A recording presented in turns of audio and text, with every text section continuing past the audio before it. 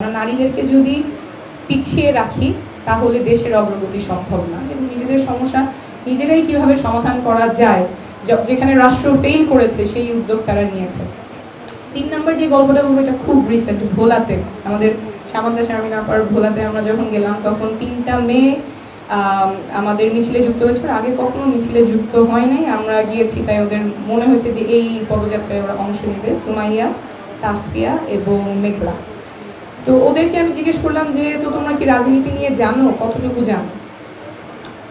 ওদের কথাটা শুনে আমি খুব অবাক হলাম। ওরা বললো যে আমাদের জন্য তো জানা কঠিন, আমাদের স্কুলে তো কিছু পড়ায় না এগুলো নিয়ে, আমাদের হচ্ছে টিচারের কাছ থেকে শুনতে হয় অথবা সিনিয়র যারা আছে তাদের কাছ থেকে শুনতে হয়। আমাদের স্কুলে কেন পড়ায় না, আমাদেরকে কেন শেখায় না কি হচ্ছে রাজনীতিতে, দেশের কি হচ্ছে।